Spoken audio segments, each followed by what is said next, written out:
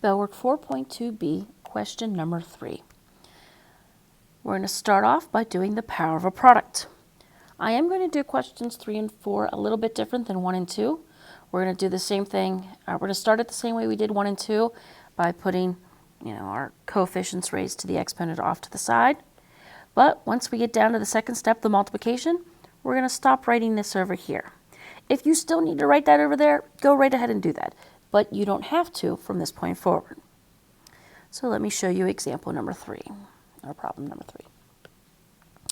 So I'm going to start by taking negative 6 to the second, negative 3 to the third, and negative 1 squared. Negative 6 to the second power, negative 3 to the third power, and negative 1 squared.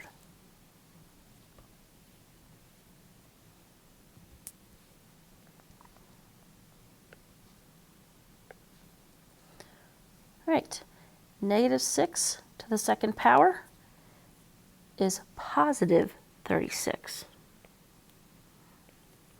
I think you know how to put it in the calculator now, so instead of me pulling up the calculator and taking up space on the screen, I'm just going to write it down.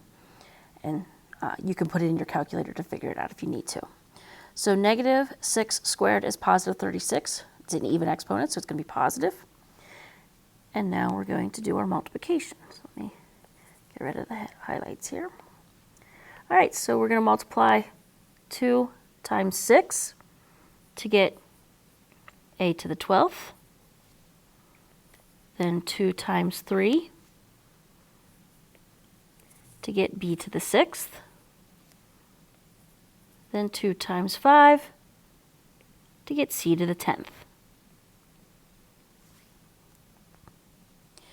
2 times 6 is 12, 2 times 3 is 6, and 2 times 5 is 10. All right, the second monomial, negative 3 to the third power.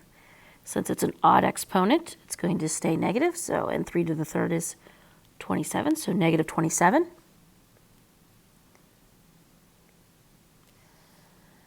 For the a, 2 times 3 would give me a to the 6th. 3 times 4 would give me b to the 12th. And 3 times 6 would give me c to the 18th. So again, 3 times 2 is 6, 3 times 4 is 12, 3 times 6 is 18. The last monomial.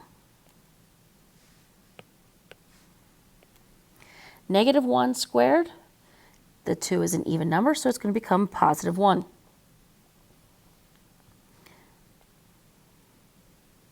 Two times 1 would give me a to the second. 2 times 5 would give me b to the 10th. And 2 times 1 would give me c squared. So checking them again. 2 times 1 is 2, 2 times 5 is 10, 2 times 1 is 2. All right, now, if you still want to organize the information off to the side, you are more than welcome to do that.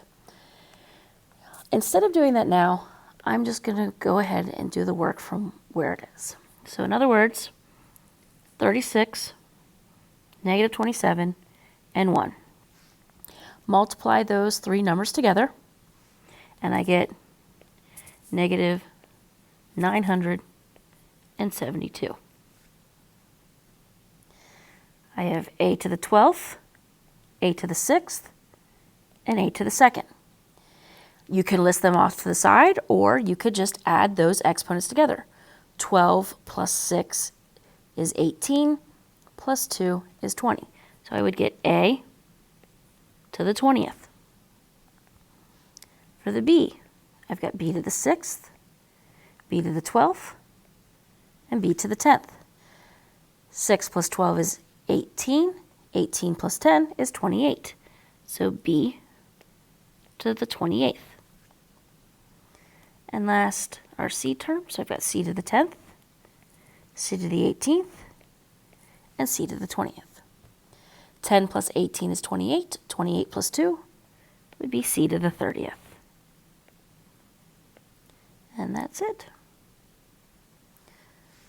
So again, if you need to organize the information off to the side like we did up here in number 1 and number 2, if you need to do that off to the side, then go ahead and do that. There is nothing wrong with that.